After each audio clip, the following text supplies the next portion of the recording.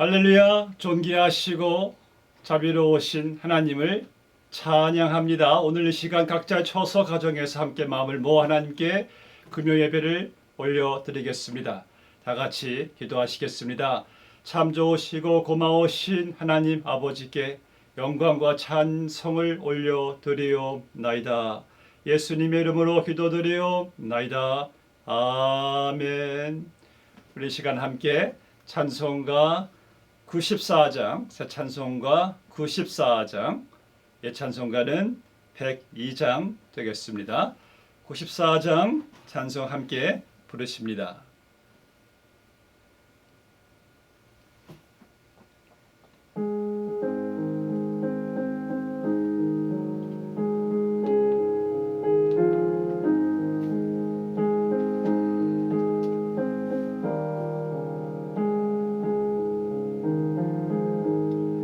주 예수보다 더 귀한 것은 없네. 이 세상 부귀와 바꿀 수 없네. 영죽은 내 대신 돌아가신 그 놀라운 사랑 잊지 못해. 세상 즐거움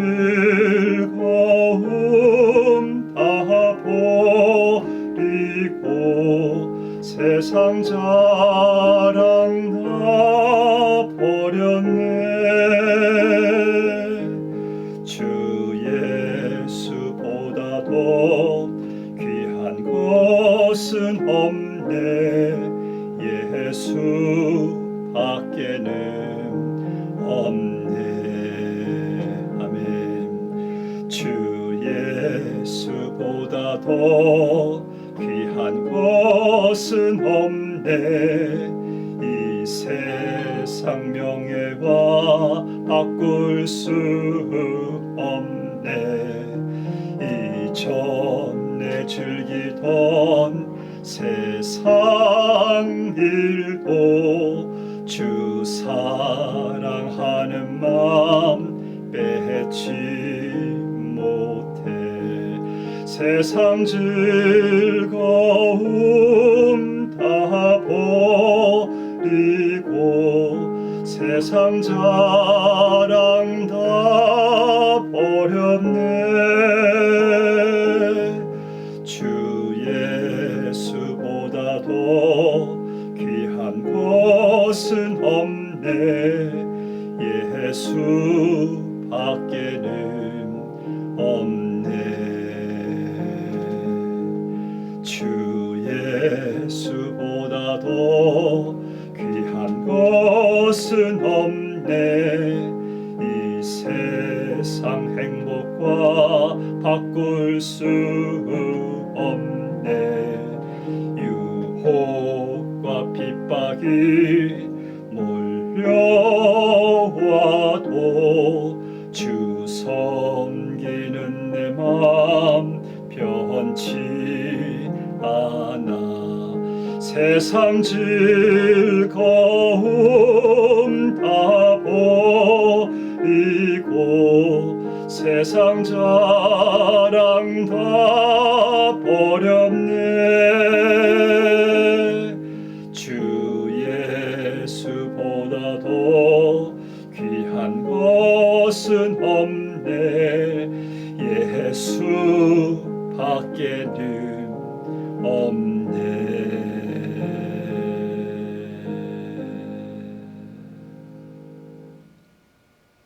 아멘, 아멘. 오늘 이 시간 주시는 말씀, 예수님의 비유 세 번째 강의 말씀입니다. 마태복음 9장 14절 말씀에서 15절 말씀 두 구절인데 우리 함께 한 목소리로 봉독하시겠습니다. 마태복음 9장 14절 말씀에서 15절 말씀. 마태복음 9장 14절에서 15절 말씀 찾으셨으면은 우리 한 목소리로 봉독하시겠습니다. 시작. 그때에 요한의 제자들이 예수께 나와 이르되 우리와 바리새인들은 금식하는데 어찌하여 당신의 제자들은 금식하지 아니하나이까? 예수께서 그들에게 이르시되 혼인집 손님들이 신랑과 함께 있을 동안에 슬퍼할 수 있느냐? 그러나 신랑을 빼앗길 날이 이르리니 그때는 금식할 것이니라. 아멘. 아멘. 예수님의 비유, 오늘 세 번째 강의 시간 말씀입니다. 오늘 본문 말씀은요, 세례 요한의 제자들이 늘 경쟁심을 가졌던 예수님의 제자들에 대한 어떠한 불만 내용을 가지고 예수님께로 나와 왔습니다. 그리고 예수님께 거의 항의하는 수준의 그들의 질문이었습니다. 예수님, 우리 세례 요한의 제자들은 금식하는데 왜 예수님의 제자들은 금식하지 아니합니까? 하면서 자기들의 이 경건에 대한 우월성을 더 강조하는 것 같습니다. 당시 예수님 당시의 그 금식은요, 그 구약 백성들이 계속해서 행해왔던 그러한 금식인데, 이 금식이란 것은 어떤 그 괴로움과 슬픔을 나타내면서 회개할 때에 하나님의 동정심을 불러일으키기 위한 하나의 이 구약 백성들 또 신약 백성들, 하나님 백성들의 어떠한 경건의 한 행위였습니다.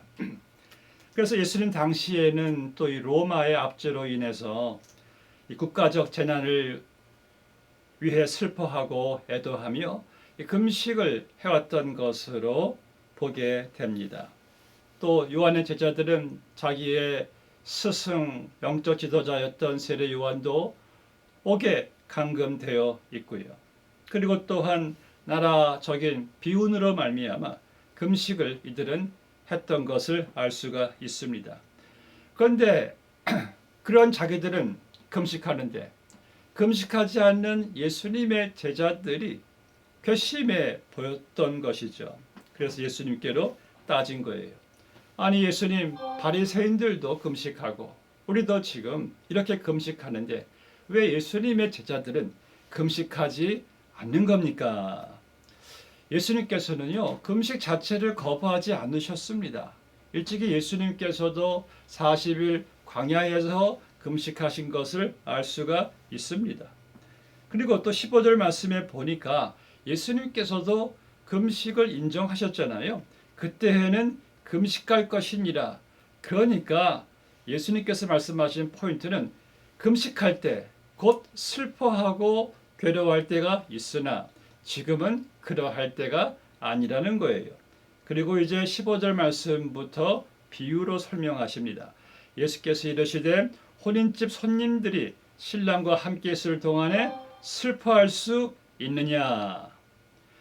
여러분, 지금도 마찬가지지만은 당시 이 유대인들의 결혼식은요, 축제 중에 축제였습니다. 그래서 친구나 식구 혼인식에서 신랑을 위해서 기뻐해 주지 않으면은요, 그것은 큰 신뢰가 되는 거예요. 다 같이 진심으로 신랑과 함께 기뻐해 주는 것이 또 그 신랑 하객들이 또 하는 일이 아니겠습니까? 그래서 예수님께서는 당시의 혼인집 손님들이 신랑과 함께 있을 때 기뻐하는 것을 비유로 들면서 내가 이 세상에 죄인들을 위해서, 나의 백성들을 위해서, 그들을 구원하기 위해서 구원자 메시아로 왔는데 어찌 그 구원자와 함께 있는 죄인들이 기뻐하지 않을 수가 있겠느냐라고 주님께서 말씀하신 거예요. 여러분, 하나님이 이스라엘과 함께 하시면은 혼인 잔치입니다. 예수님이, 신랑 되신 예수님이 우리와 함께 하시면은 혼인 잔치예요. 또한 천국은 영원히 예수님과 함께 있는 곳이기 때문에 천국은 영원한 혼인 잔치의 기쁨이 이어지는 곳입니다.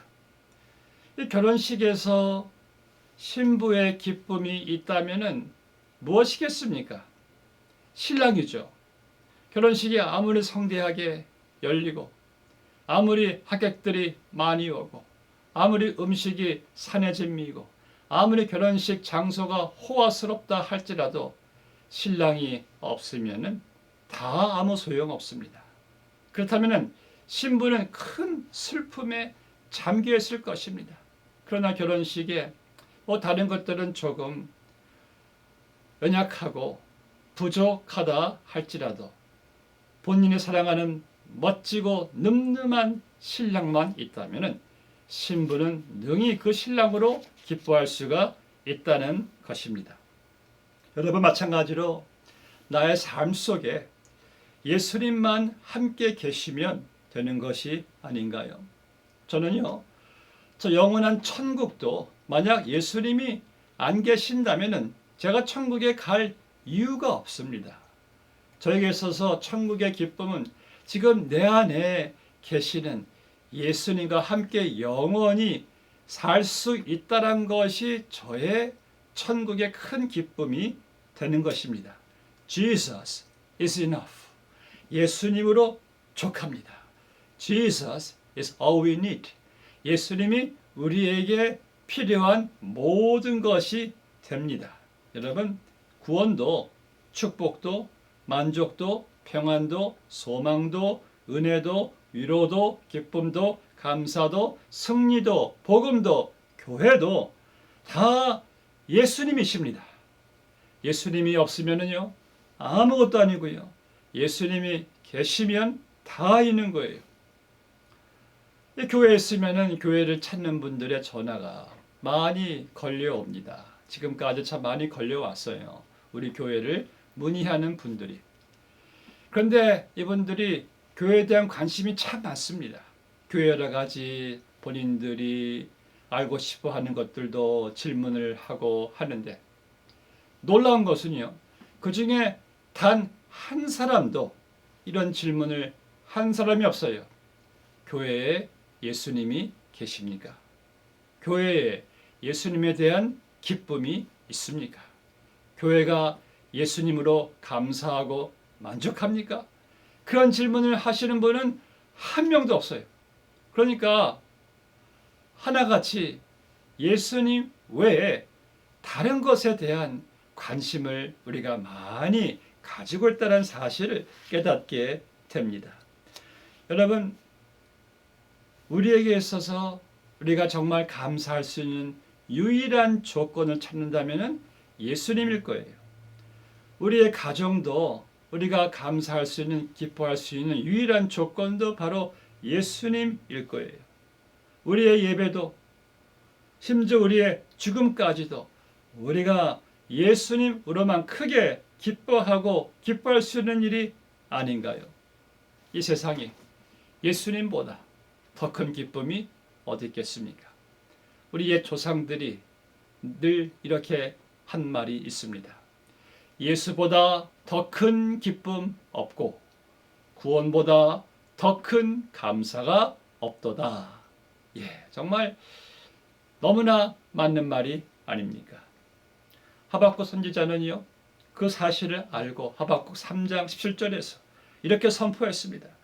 비록 무화과나무가 무성하지 못하며 포도나무에 열매가 없으며 감람나무에 소출이 없으며 밭에 먹을 것이 없으며 우리의 양이 없으며 외양간에 소가 없을지라도 나는 여호와로 말미암아 즐거워하며 나의 구원의 하나님으로 말미암아 기뻐하리로다. 지금 여러분이 이런 고백을 한 하박국 선지자보다 더 기뻐해야 하는 이유는요, 하박국과 함께 구약의 모든 선지자들이 보지 못했고 그렇게 애타게 기다렸던 메시아 예수님의 구원을 여러분들은 다 보았고 경험하셨기 때문입니다. 여러분들, 성경과 구원의 역사와 우주 만물의 처음과 나중이시고 만물의 충만함이 그 안에 있는 예수님이 나와 함께 하시는데 여러분의 기쁨이야말로 이루 말할 수 없는 그 기쁨이 아니겠습니까? 물론 지금 그 사실에 대해서 여러분들이 기뻐하시겠지만은 여러분들이 천국에 가시면은요, 지금과 같이 예수님이 나와 함께 하시는 그 기쁨이 얼마나 크고 위대하고 영원한 것인지를 완전하게 깨닫고 누리게 될 것이에요. 오늘 본문의 15절 말씀에서 예수께서 그들에게 이르시되 혼인집 손님들이 신랑과 함께 있을 동안에 슬퍼할 수 있느냐? 여러분들이 예수님과 함께 있는 동안에 절대로 슬퍼할 수 없고 오직 기쁨과 감사만 넘쳐야 된다는 것이에요. 그런데 여러분 여기 15절에 보니까요. 하반절에서 그러나 신랑을 빼앗길 날이 이르리니 그때에는 금식할 것이니라 라고 주님께서 말했습니다. 아니 신랑을 빼앗기다니요. 당시 상황에서는 예수님께서 십자가에 못 박혀 죽게 될 것을 당신이 빼앗기게 될 것으로 말씀하신 겁니다. 그때는 금식하게 될 것이라는 거예요. 그때 슬퍼하고 애통하게 될 것이라고 주님께서 말씀하십니다. 정말 예수님께서 십자가에 못 박혀 죽으셨을 때 얼마나 많은 사람들이 애통하였습니까? 그러나 예수님께서는 그 십자가의 죽으심으로 말미암아 우리를 구원해 주신 거예요. 죄인들을 구원해 주신 거예요. 우리에게 영생을 가져다 주신 거예요. 그렇다면은 여기 15절에서 신랑 대신 예수님을 빼앗기면은 슬퍼할 것이란 말씀을 현재 예수님을 믿고 구원받은 우리에게 어떻게 적용할 수가 있을까요? 자, 우리는 하나님의 은혜로 예수님의 십자가의 구속으로 저와 여러분은 예수님과의 그 복되고 친밀한 관계, 즉 예수님과 나와 그 사람과 신부된 관계에서 목자와 양된 관계에서 아버지와 자녀된 관계에서 형제 관계에서 우리는 예수님을 영원히 빼앗길 수가 없어요. 할렐루야. 그 관계는 영원합니다. 그렇죠? 우리는 예수님을 영원히 빼앗겨서 슬퍼할 일은 이제 앞으로 없습니다. 그렇다면은 이제 예수님을 빼앗길 수 없는데 언제 여러분들이 예수님을 빼앗기는 그러한 슬픔을 경험할 수가 있는 것입니까? 바로 우리는 그 사실을 이렇게 해석해야 됩니다. 예수님을 빼앗길 수는 없지만 예수님에 대한 기쁨, 내가 예수님으로 말미암아 구원받은 기쁨, 내가 예수님으로 말미암아 천국을 소유하게 된 그 기쁨, 그 기쁨을 빼앗긴다는 말씀이에요. 또한 예수님을 의지하는 것보다 다른 것을 더 의지하는 것으로 우리가 빼앗겨도 여러분들은 슬퍼해야 합니다. 예수님에 대한 나의 열정을 다른 것에 빼앗겼어도 슬퍼해야 합니다. 어찌 자기의 생명과 열정을 바쳐서 십자가에 못 박혀 죽으신 그 예수님보다 우리가 더 다른 것에 더 빠질 수가 있을까요? 다른 것을 더 우리가 사랑하고 더 기뻐할 수가 있을까요? 그럼 정말 여러분들 금식해야 합니다. 슬퍼해야 됩니다. 내가 왜 예수님에 대한 기쁨, 예수님으로 말미암은 기쁨, 예수님으로 말미암은 그 구원의 천국에 대한 기쁨을 여러분들이 빼앗겼다면 정말 여러분들 슬퍼하면서 금식해야 합니다. 한 시대에 부흥의 획을 그었던 무디 목사님 당시에 미국에서 자전거가 발명되었습니다.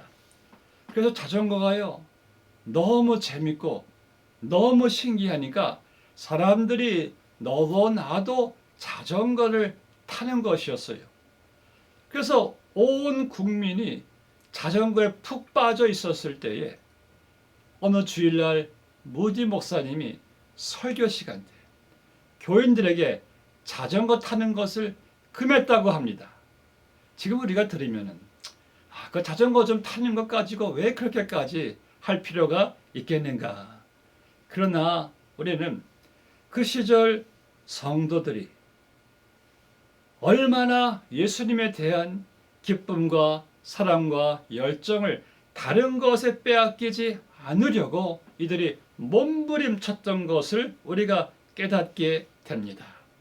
반면에 오늘날 우리 현대 성도들은 너무나 쉽게 예수님에 대한 기쁨보다 다른 것에 대한 기쁨으로 너무 우리가 쉽게 치우치고 쉽게 빠져들고 더 좋아하지는 않습니까? 예수님을 처음 만났을 때는요, 세상을 다 가진 것보다 더 기뻐했고 얼마나 감사했습니까? 그런데 지금은 그 예수님에 대한 감사가, 기쁨이 다른 어떤 것으로, 다른 어떤 일로 빼앗겼다면은, 그래서 우리가 불평과 원망이 더 많아졌다면은 우리는 역시 슬퍼해야 합니다. 제가 어저께 알고 있는 한 성도님을 만났습니다. 이분이 이제 부부가 있는데요. 그 남자분이 자기 아내에게 그러더라고요. 당신 왜 이렇게 그 입에 빨갛게 루즈를 칠했냐고 이렇게 남편이 핀잔을 주는 거예요. 그런데 그분이 하시는 말씀이 예수님의 보혈을 생각하면 되지 라고 이렇게 받아쳤더라고 합니다. 함께 웃었지만은 어떤 분은 정말 그래요. 예수님 처음 믿고 나서는요, 십자가만 바라보아도 아니면 어떤 사람의 그 빨간 루즈 칠한 것만 봐도 예수님의 피가 생각이 나가지고 그렇게 하염없이 눈물도 나고 그렇게 감사했다고 합니다. 그런데 시간이 지나가면서 그 기쁨도 그 감사도 사라지고 이제는 뭐 십자가를 봐도 빨간 색깔을 봐도 기분이 그냥 맨송맨송 하다는 거예요. 첫사랑의 기쁨과 감격이 없다는 거예요. 여러분 정말 그렇게 되었다면 예수님에 대한 구원을, 기쁨을 여러분들이 감사를 빼앗겼다면 우리는 정말 금식해야 됩니다. 슬퍼해야 되며 회개해야 합니다. 그래서 다윗은요, 시편 51장 11절 말씀에서 그는 침상을 눈물로 적시면서 기도했어요. 주의 성령을 내게서 빼앗지 마소서.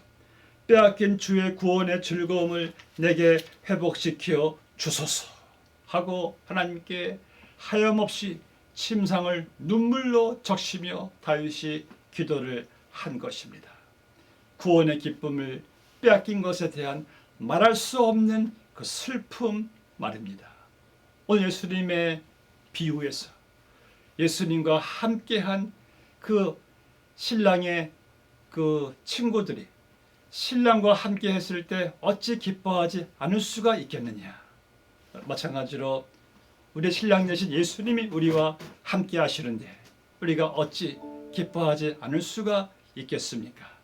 사랑하는 성도 여러분, 우리 삶 가운데 예수님만 얻으면, 예수님만 회복되면, 다시 말해서 예수님으로 인한 기쁨, 감사, 감격, 열정 등만 회복되면 우리 인생 문제는 다 해결되는 거예요. 분명한 사실은 신랑 되신 예수님이 우리와 함께 하십니다. 우린 그 예수님으로 기뻐하셔야 됩니다. 예수님으로 말미암은 구원과 천국과 그 예수님의 관계로 기뻐하셔야 됩니다.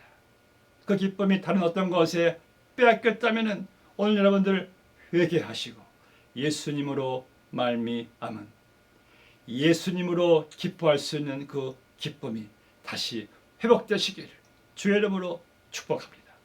기도하시겠습니다. 하나님 감사합니다.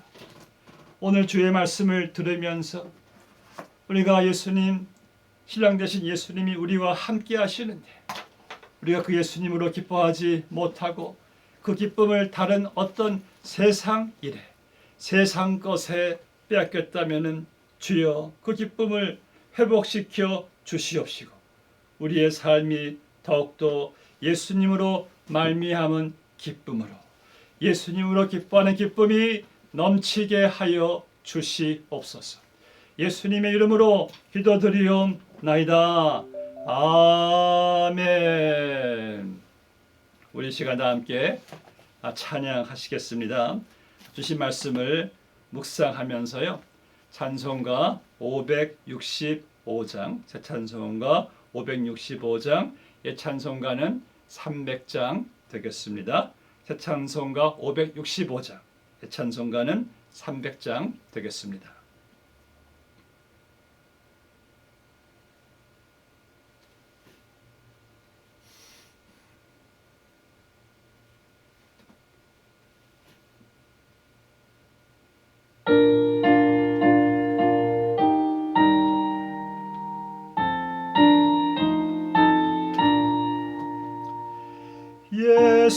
예수께로 가면 나는 기뻐요.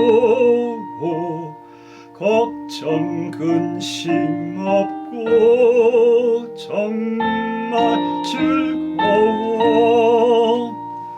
예수께로 가면 나는 기뻐요. 나와 같은 아이 부르셨어요.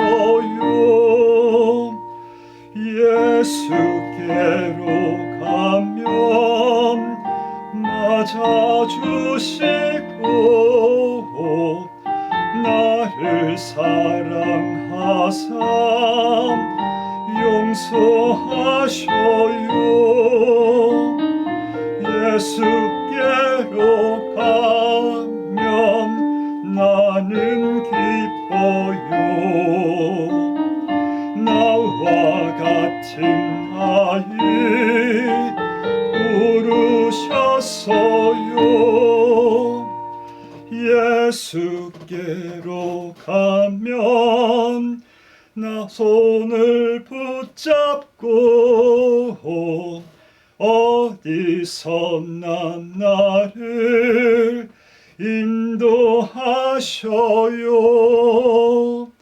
예수께로 가면 나는 기뻐요.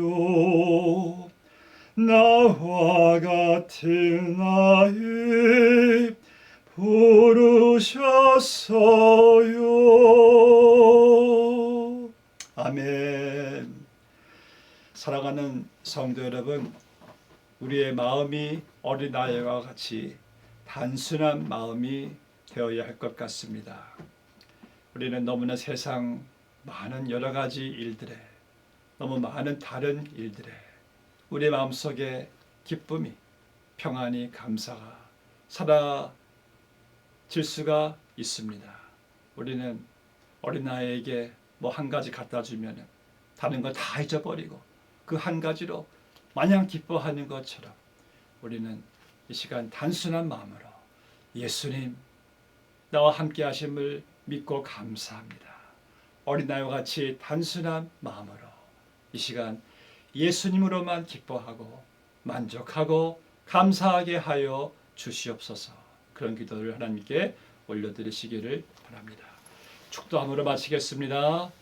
지금은 우리 주 예수 그리스도의 크신 은혜와 하나님 아버지의 측량할 수 없는 사랑과 성령님의 감화 교통 인도 역사 함께 하심이 오늘 주 앞에 머리 숙인 주의 백성들의 그 머리 위에 지금으로부터 영원까지 함께해 주시기를 축원하옵나이다. 아멘. 할렐루야. 여러분들 축복하고 사랑합니다. 주일날 또 교회에서 예배에서 여러분들을 만나겠습니다.